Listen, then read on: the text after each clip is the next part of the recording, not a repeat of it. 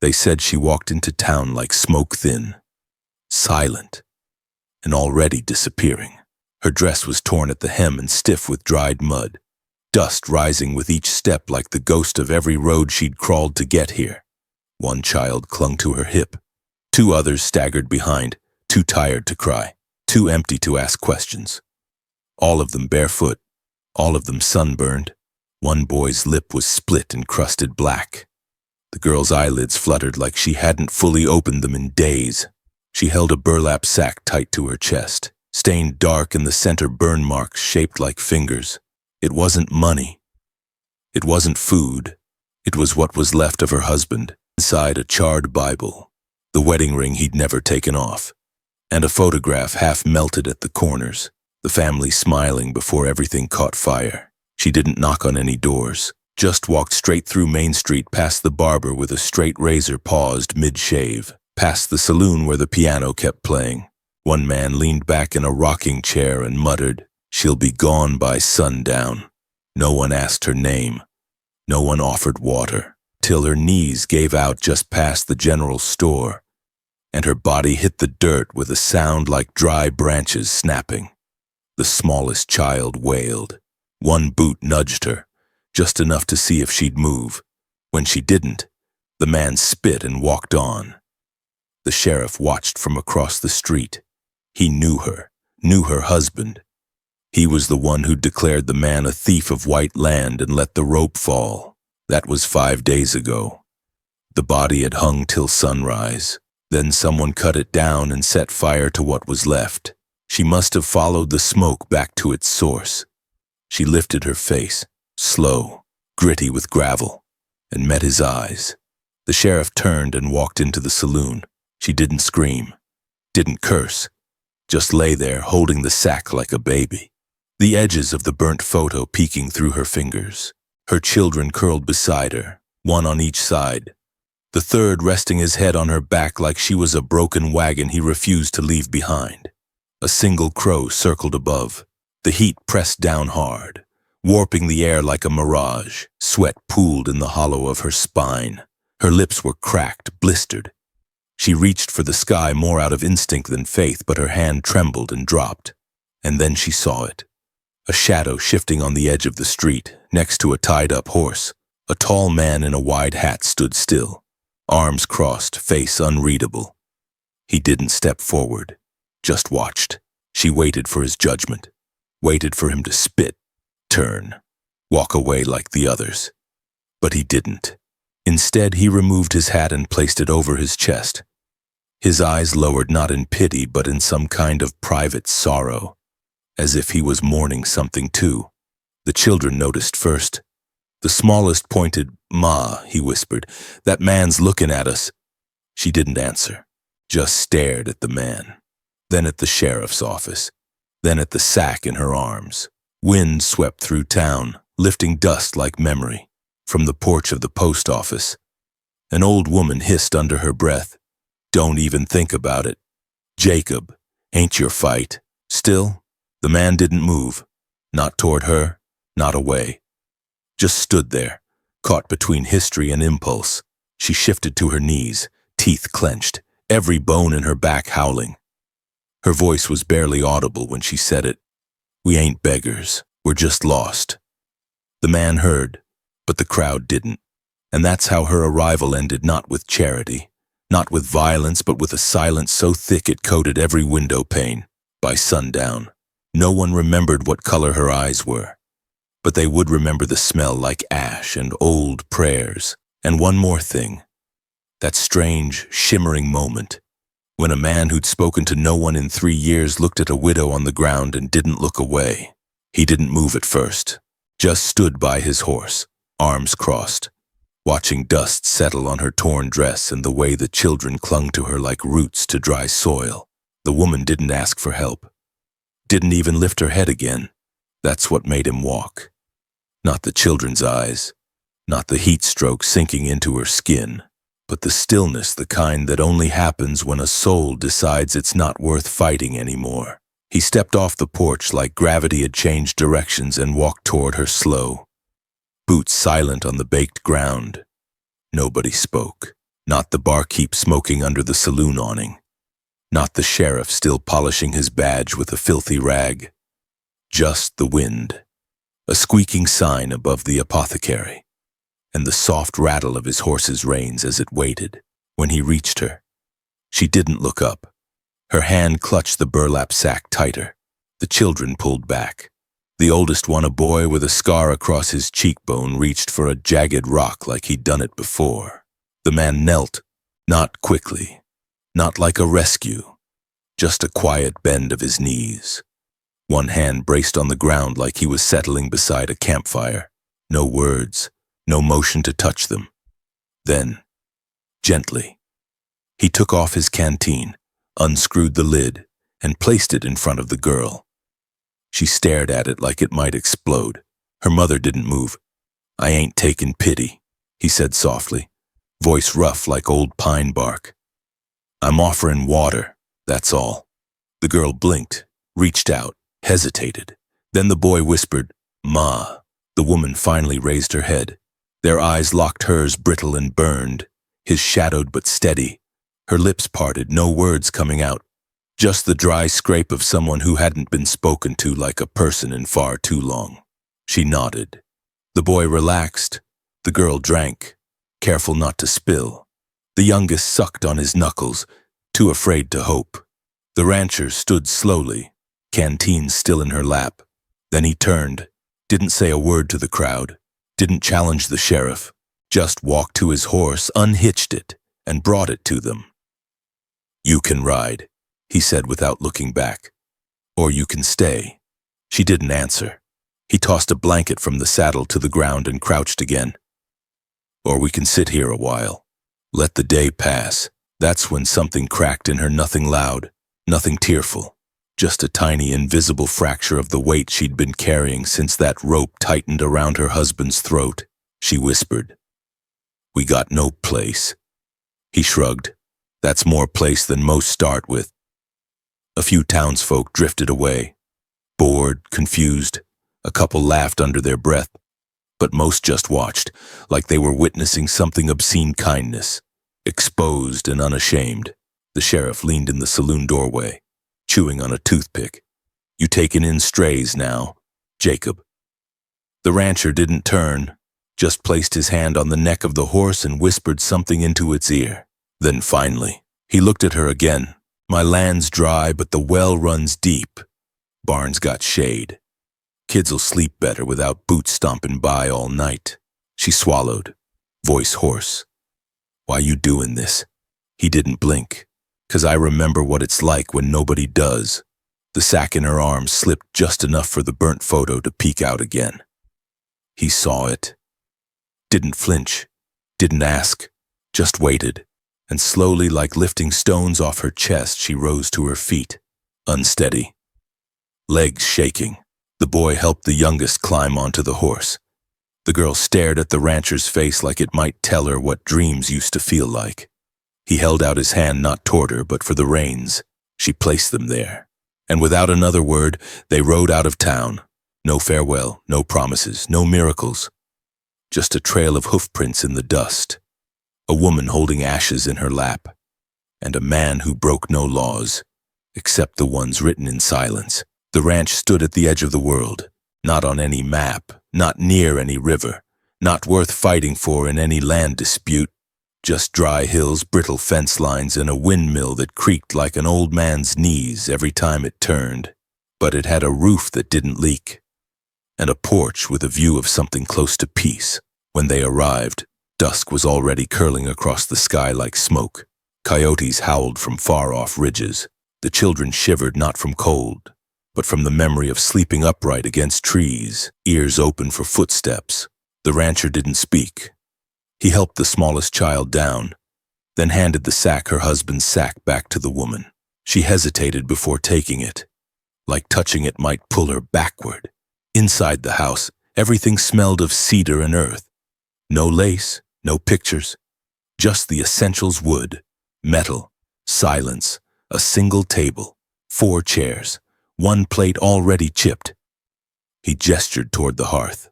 "Fire goes out quick up here. Nights bite hard." She nodded. The children huddled together near the wall. One of them coughed a deep, rasping sound that hadn't been noticed in town. The rancher fetched a kettle, filled it from a jug, and set it on the stove. No matches, just a flint spark, then flame. She watched how he moved. Careful, measured, like someone who knew what it meant to lose too much and had learned not to startle anything sacred, even fire. The blanket from the horse became a bedroll. He laid it out near the stove, then fetched another. No words, just gestures, just presence. The girl leaned against her mother's side, eyes already fluttering shut. The boy stayed awake, glaring like a dog too many boots had kicked. The woman didn't ask where she'd sleep, didn't ask if they were safe. She just sat, knees pulled to her chest, hands tucked beneath her arms like something might be stolen if left exposed. He poured warm water into a basin and placed it on the floor between them. For the kids. She blinked, unsure whether to trust it.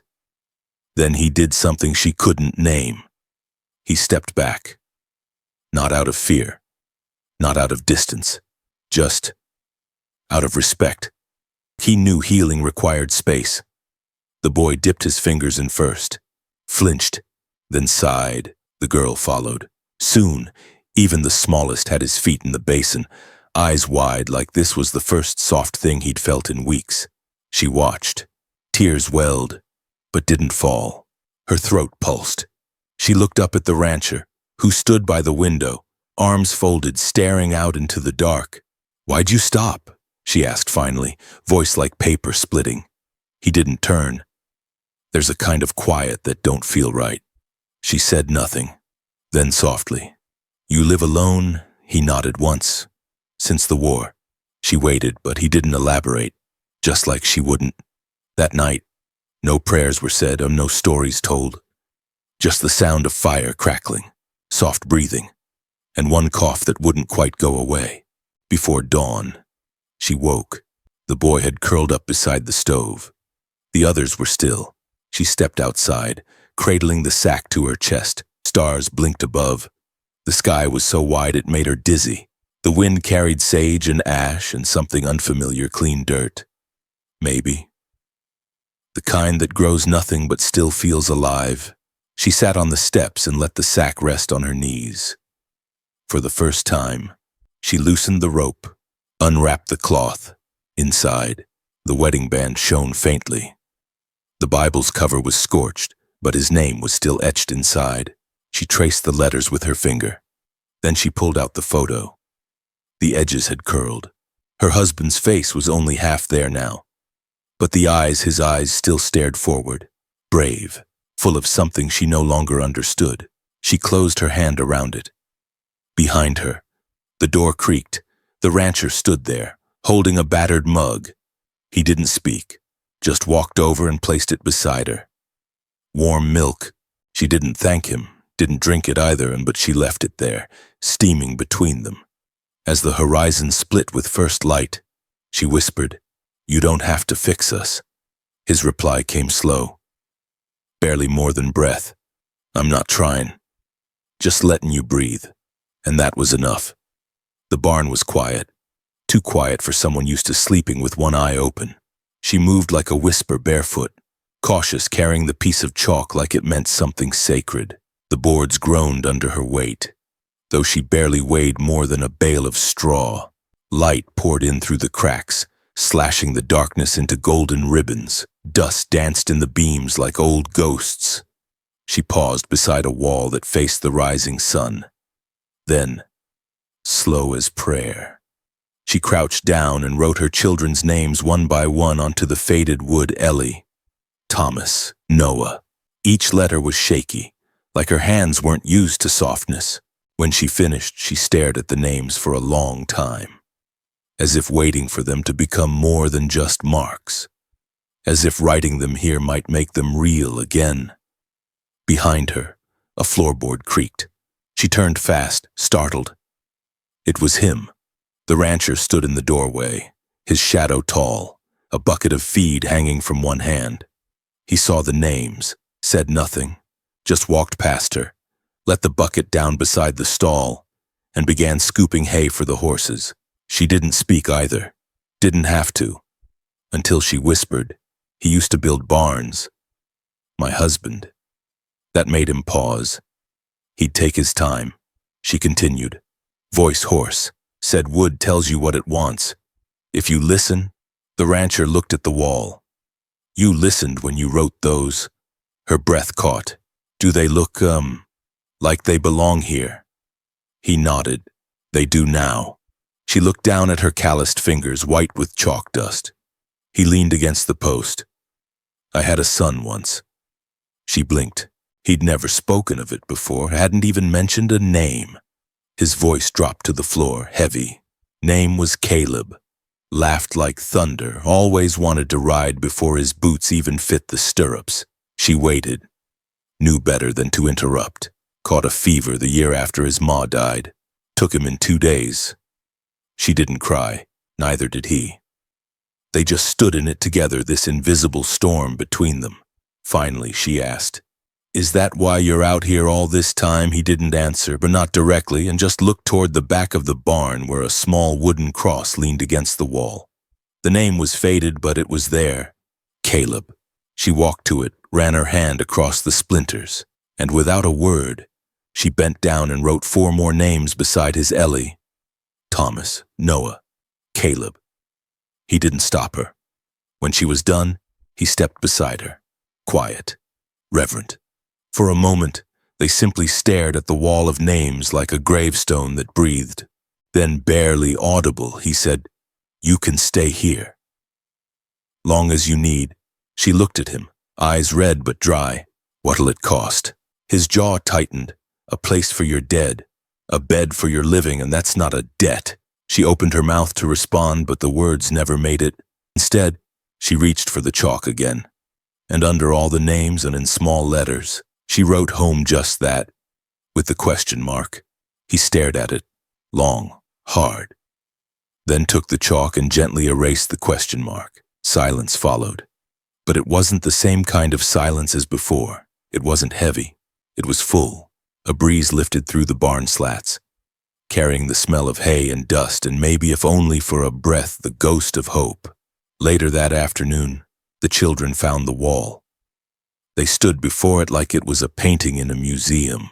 Thomas whispered, Mama, that's our names. She knelt behind them and pulled them close. So you don't forget who you are. Even out here, the rancher watched from the doorway. His hand rested over his chest just briefly before he turned to the corral. Night fell like ink, and the ranch settled into that hush between coyote song and rooster warning. She sat on the porch rail, blanket folded in her lap like a wounded bird. He stood a fence post away, sharpening a pocket knife, though nothing needed cutting, only the loneliness fluttering under his ribs. A blood-red moon climbed the sky. Ellie peeked through the doorframe and whispered, Mama, why's the sky bleeding? The question carved sympathy into the night. Thomas followed, coal-smudged eyes bright with curiosity. She stroked the blanket's frayed edge. Once pine-green wool, it now smelled of scorch and held an ugly mouth-shaped hole. That wound had become her symbol, vague, then clear, now transforming under the lunar glow-proof. Love can be burned and still warm. Steel sang as the knife left the whetstone, and the children jumped. Indignation flashed in Thomas's glare. The man approached with palms up, like surrender.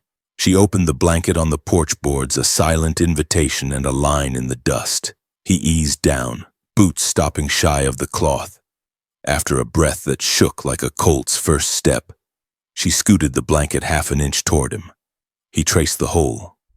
Fire don't ask permission, neither did grief. A gust lifted prairie dust. The red moon made each mote a spark. She brushed one from his sleeve and didn't pull her hand back. Maybe safety's just 2 bruised hands deciding not to drop each other, she said. He breathed that in, and something settled. Then his voice delivered the golden line. Love is the only fire that leaves no ashes. Even cicadas paused, letting silence bow. He draped the blanket over her shoulders, leaving half in his lap, 1 cloth, 2 shelters. Heat seeped through charred wool, and she shivered at the promise of being kept. Ellie whispered, Mama, Are we home yet? We're learning how. Sweetheart, Noah coughed, hauling fear back to the porch. The rancher fetched water, dabbing the boy's lips with a strip torn from his own shirt. Thomas's glare softened into flickering trust. Stars shifted. The blood moon turned gold. The rancher spoke of dawn chores, mending fence, checking the north trough, teaching Thomas to whistle sharp enough to call a horse. Each small plan was a seed in ground that had known only graves. She listened, blanketed, letting mornings back into her chest, fingertips on the hole. She whispered, "I'll sow this." "Leave a little gap," he answered, "so we remember what we fixed." Her smile was brittle glass turning to water. The children grew drowsy, their eyelids silvered by moonlight.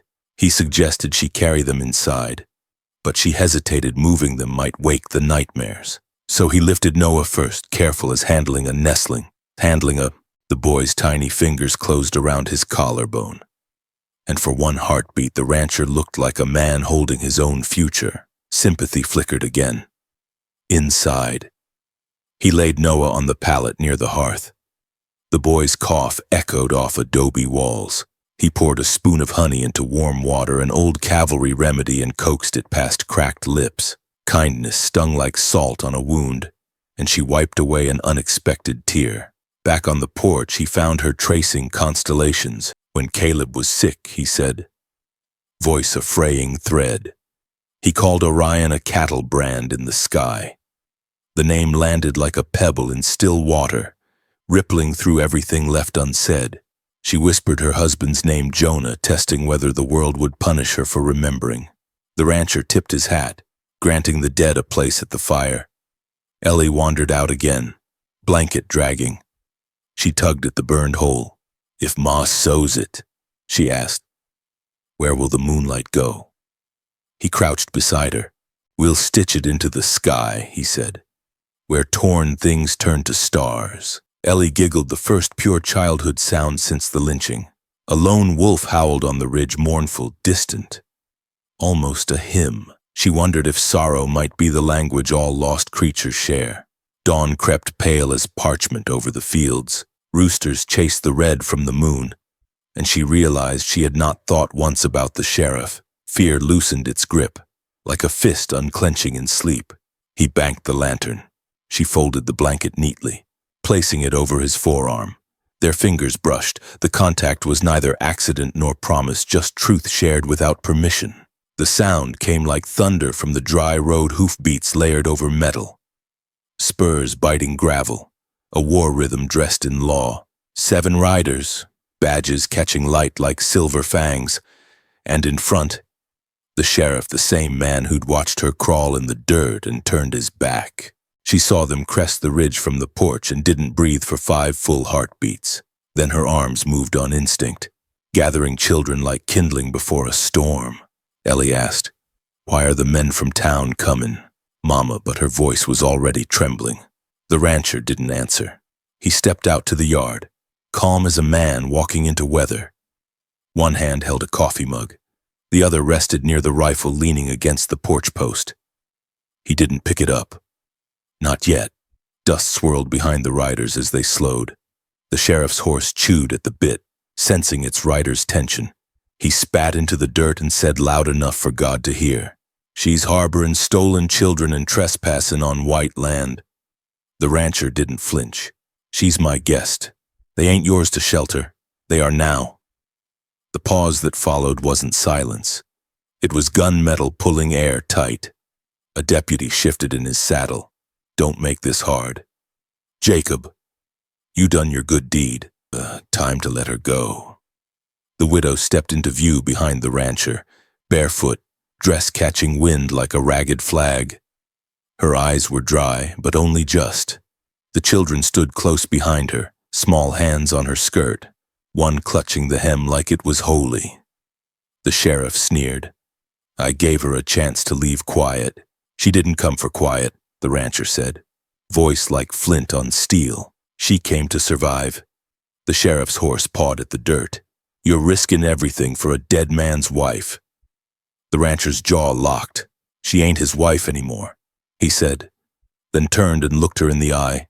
She's mine to protect now. It wasn't a proposal, it wasn't even a declaration, and it was a shield. The sheriff laughed, but there was fear behind it. You want to start a war over this? No war, the rancher said. And now he picked up the rifle, not aimed, just held.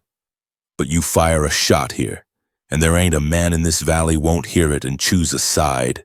That wasn't a threat, it was truth. The tension snapped like rope under strain. A deputy twitched, his hand moved, a shot rang out. The rancher fired first. The deputy's hat flew backward, and he yelped, hit in the shoulder, not the chest, deliberate. The man stayed alive. The horses screamed and reared. The widow pulled the children to the ground behind the porch rail. Ellie cried out, but her mother held her like stone holds fire without panic. The sheriff drew, aimed at the rancher's heart. But before he could squeeze the trigger, the rancher stepped forward into the aim. You kill me, he said. And you answer to more than just my bones. You answer to the land that fed me, to the men who owe me, to every seed I've planted. The sheriff hesitated. Then a sound rose from behind the ridge. More hooves, more riders, men on horseback coming down the east slope. Neighbors, ranch hands, old allies, farmers, traders, dusty, tired men, but not unarmed. The sheriff cursed under his breath. The rancher said nothing, just stood there, rifle at his side, woman and children behind him, the morning sun outlining them all like saints with scorched halos. The sheriff knew he'd lost. He backed his horse up, sneering. Ain't over. No, the rancher replied. It's just beginning. With a jerk of the reins, the posse turned. Dust swallowed them. Echoes faded. The widow slumped to her knees. The children ran to her. She held them close, arms trembling, face buried in their hair. The rancher didn't speak. He walked to her, knelt, and placed the rifle down gently beside them. Then he did something she hadn't expected. He opened his arms. She stared, and for the first time she moved toward him, not for safety, but because she wanted to. Because her legs knew he'd catch her before her soul fell apart. She collapsed into him, sobbing into his shirt. He held her, firm and still, his chin resting atop her head. Ellie climbed into his lap. Thomas gripped his belt loop. Even Noah, fevered and sleepy, curled against his side. It wasn't a kiss. It wasn't a wedding, but it was a beginning. And somewhere in the distance, a hawk cried. They painted the barn red that spring, not out of pride or fashion, just because red was what the paint store had left in its back room, thick with dust and long expired. Still, the children loved it, said it made the house feel less like a secret and more like something that dared to exist. Thomas dipped his fingers in the paint when he thought no one was looking, drew a sun above the stable door, crude and lopsided. The rancher didn't scold him, just looked at the smudge and nodded. Let it dry, he said.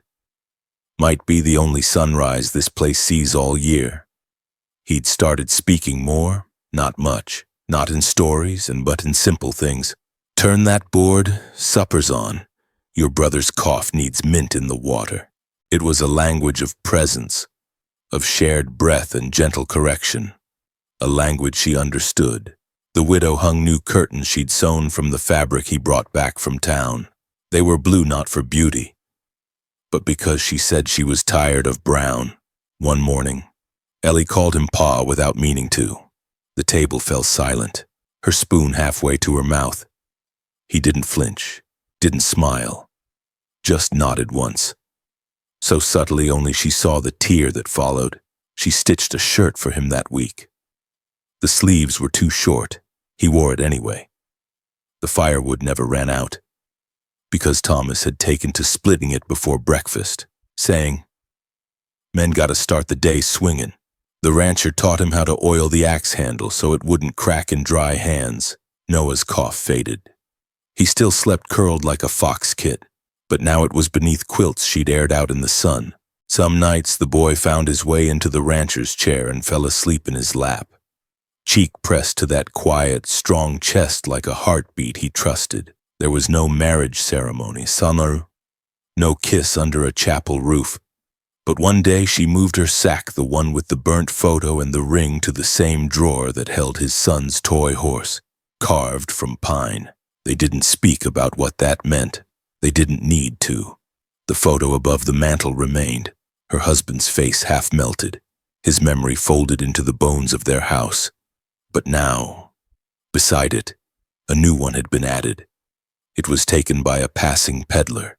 The children lined up on the porch steps, the widow seated in the rocking chair, the rancher behind them, one hand on her shoulder, the other on the smallest child's head. He hadn't wanted the picture, but when she reached for his hand that morning and laced her fingers through his, he didn't let go. They hung the photograph without fanfare, and it stayed. One morning, she opened the kitchen window and let the breeze in. It carried the smell of early wildflowers and something else, bacon cooking, coffee brewing, children laughing. She leaned on the windowsill, watched them in the yard. The rancher trying to show Noah how to saddle a too-big pony, Thomas chasing a chicken that had somehow gotten into the feed bin, Ellie braiding dandelions into a crown. And in that moment, something in her finally exhaled. Not just breath, grief. It left her slowly, like a shadow at dusk. The fire, the symbol that had haunted her through every mile, still burned, but now it lived in the hearth, in the stove, in the warmth of beds where her children no longer flinched. She ran a hand along the edge of the table. There were 5 chairs now. The rancher had built the 5th one himself. It didn't match the others. It was smoother, lighter, newer, but it belonged. That night, they sat together, 5 bowls, 5 spoons, one blanket draped over her lap that still carried the scorched mark near the edge. She didn't try to mend it anymore. It was part of the story now. After supper, as the children drifted into dreams and the coyotes began their morning songs, she stepped outside and found the rancher watching the stars. "Didn't think I'd ever be this kind of man," he said softly. "What kind?"